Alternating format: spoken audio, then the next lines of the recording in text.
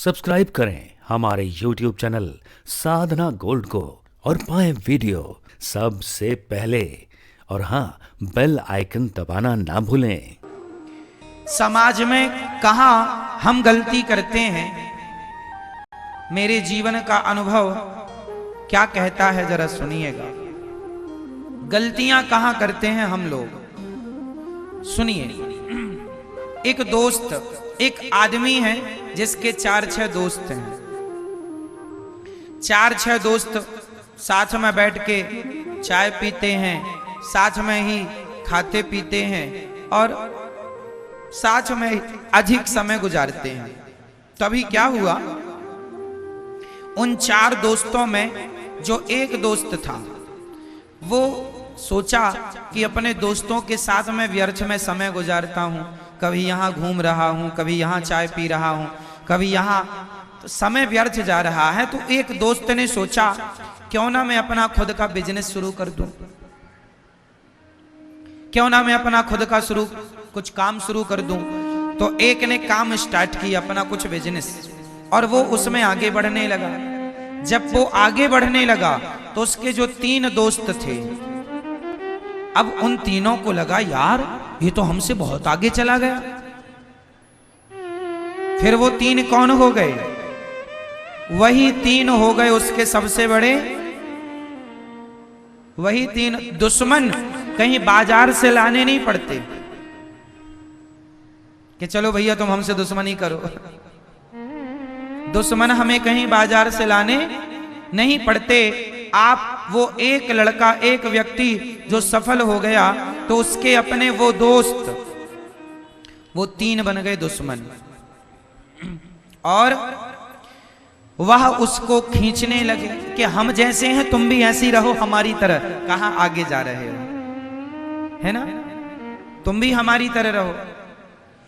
तो समाज में आप ये गलती करते हैं कि आप पहले ज्यादा किसी को मुंह लगा लेते हैं, फिर वही लोग जिनके साथ आप उठते बैठते थे वही लोग आपकी बुराई करने लग जाते हैं, वही आपको उलझाने लग जाते हैं, वही आप पर मिथ्या आरोप लगाने लग जाते हैं। इसलिए कहा करता हूं कि समाज में ज्यादा लोगों के बीच में उठना बैठना भी बुरा है। 4 जगह उठे बैठेंगे 4 बातें होंगी। 4 बातों में कौन सी बात किसको बुरी लग जाए और कौन सी बात का वो राई का पहाड़ बना दे। इसलिए समाज में ज्यादा लोगों के साथ उठना बैठना भी अच्छा नहीं।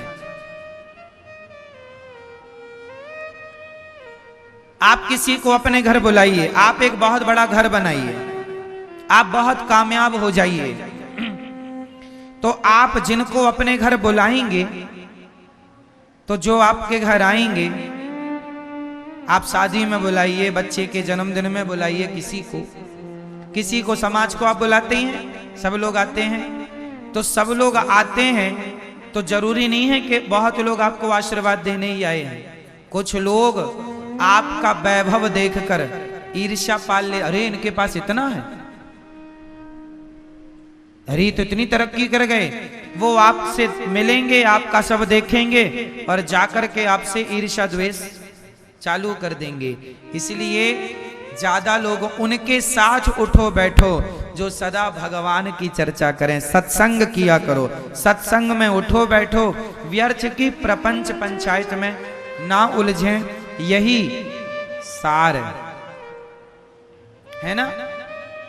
ज्यादा प्रपंच में नहीं उलझना चाहिए किसी को, वरना आपका ही नुकसान है, आपके समय का ही नुकसान है। एक गांव का एक आदमी शहर चला गया और शहर जाकर उसने पहली बार लालटेन लेकर के आया। क्या लाया, जब लालटेन शुरू चला था तो लालटेन का भी एक क्रेज था। लालटेन जानते हैं आप लोग, लालटेन लेके आया। अब उसने अपने आंगन में लालटेन जलाया, और लालटेन ऐसा होता है कि आंगन में हवा चलती रहे तो भी जलता रहे, क्योंकि का सपोर्ट रहता है उससे। क्यों? अब बुलाया, अब सारे गांव के लोग आए, भैया ये क्या चीज ले आए तुम, हमारा दिया तो हवा में बुझ जाता है, तुम्हारा बुझ नहीं रहा है। अब सारे गांव वाले देखने आए उसकी लालटेन। अब गांव वालों में काना फूसी चालू हो गई, यार भैया अपन सबके घर में अंधेरा है, इसके घर में उजेला है, क्या करें कि इसके घर में भी अंधेरा हो जाए क्या करें कि इसके घर में भी अंधेरा हो जाए। तो गांव के सभी लोगों ने, कुछ लोगों ने जो ईर्ष्या वाले थे, उन लोगों ने प्लान बनाया। उन लोगों ने कहा या तो इसका लालटेन हम लोग फोड़ दें, या अच्छा बताइए, एक उपाय हमने बताया, गांव के लोगों ने सोचा, कुछ लोगों ने कि या तो हम इसका लालटेन फोड़ दें तो ये भी हमारी जैसे हो जाएगा फिर से, क्योंकि हमारे घर में अंधकार है, इसके घर में भी अंधकार रहेगा, क्योंकि इसके घर में उजेला है। या तो एक उपाय ये है कि इसका लालटेन फोड़ दिया जाए, या दूसरा उपाय ये है, अब बताओ दूसरा उपाय क्या है, आप लोग बताओ दूसरा उपाय क्या है, बता दो। दूसरा उपाय ये है, या अपन लोग भी शहर चलें और अपन लोग भी एक एक लालटेन लेके आए और अपने घर को भी रोशन कर लें, या तो अपन अपने घर को भी रोशनी से भर लें, या तो इसका भी लालटेन तोड़ डालें। कौन सा उपाय अच्छा है? कि उसका भी घर प्रकाश से भरा रहे और अपना घर भी प्रकाश से भर जाए, रोशनी से भर जाए। इसके लिए क्या करना पड़ेगा? उसकी तरह उसकी टांग पकड़ के खींचने समाधान नहीं है, उसका लालटेन तोड़ देना समाधान नहीं है। आप अपने आप को भी इतना कामयाब बना लो कि आपके घर भी एक लालटेन आए और आपका भी घर प्रकाश से भर जाए। तो जीवन में ये सबक हमें लेना सीखना चाहिए कि हम दूसरों को देखकर जलना बंद करें और अपने को भी उसकी तरह कामयाब बनाएं। अपने को भी हम उसकी तरह कामयाब बनाएं, ना कि उसका पांव पकड़ के खींचे। तो ये सिद्धांत जीवन में आप सब लोगों के काम आएंगे, आपके बच्चों के काम आएंगे। पूतना मौसी जैसे लोग भी समाज में रहते हैं, जो जहर लेकर के चली गईं और भगवान को जहर पिलाना चाह रही हैं, पर भगवान ने पूतना को देखते ही अपनी आंखों को बंद कर लिया है। पूतना मौसी ने अपनी आंखें, बोलो मेरी मां, अपनी आंखें बंद कर ली। पूतना ने अपनी आंखें मूंद ली।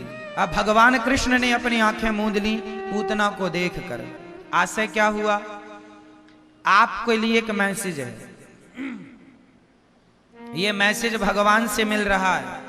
भगवान श्री कृष्ण कहना चाहते हैं कि जो लोग आपके लिए जहर लेकर खड़े हों, जो लोग सदा आप के लिए बुरा सोचते हो, ऐसे लोगों को देखकर नेत्र बंद कर लो और ऐसे लोगों से सदा दूरी बना करके रखो। ऐसे लोगों से सदा दूरी बना के रखो। ये मैसेज देखना भी नहीं अपने को। भगवान ने पूतना को देखना ही बंद कर दिया, नेत्र बंद कर लिए। देखना भी नहीं चाहिए ऐसे लोगों को जिनके मुख में तो राम राम है, बगल में छुरी है। ऐसे लोगों को देखना नहीं चाहिए। आप लोग भी अच्छे लोगों से दोस्ती करना सीखिए, ऐसे लोगों से बचिए। अच्छा, जो आदमी किसी के लिए भी कपट रखता हो, उस आदमी से आप दोस्ती मत कीजिए, क्योंकि वो आदमी जिसके अंदर कपट आज किसी और के लिए है, कल आपके लिए भी तो कपट रख सकता है। ऐसे लोगों से दूरी बनाइए जिनके अंदर कपट हो, जिनका हृदय निष्कपट भाव, जो निष्कपट हैं, जो सच्चे हैं, सीधे हैं, सरल हैं, सहज हैं, ऐसे लोगों से दोस्ती करना सीखिए। भोले हैं, जो अंदर बाहर एक से हैं। भगवान कृष्ण ने नेत्र बंद कर लिए, हम देखना भी ठीक नहीं समझते, क्योंकि पूतना का तन सुंदर है, मन सुंदर नहीं।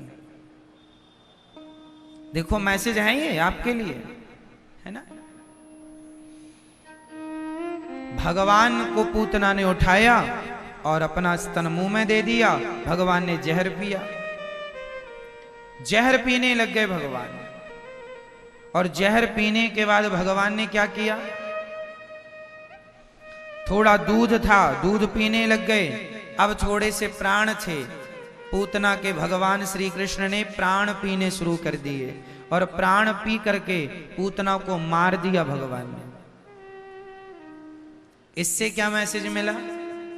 ये कथा ये कहती है कि जीवन में हमें या तो ऐसे लोगों से दूरी बना लेनी चाहिए, दुष्टों से, है ना, या फिर जब वो आपने आंख बंद कर ली, आप, भगवान ने तो पूतना को देखा नहीं, पर पूतना फिर भी पास आ रही है और फिर भी पंगा ले रही है, तो आप अपने आप को इतना स्ट्रांग बनाइए कि आप पहले तो दुष्टों को इग्नोर करें, पर फिर भी वो आपके पास आए तो आप इतने मजबूती से उनके सामने खड़े होइए कि आपसे डरकर वो सदा सदा के लिए चले जाएं, है ना।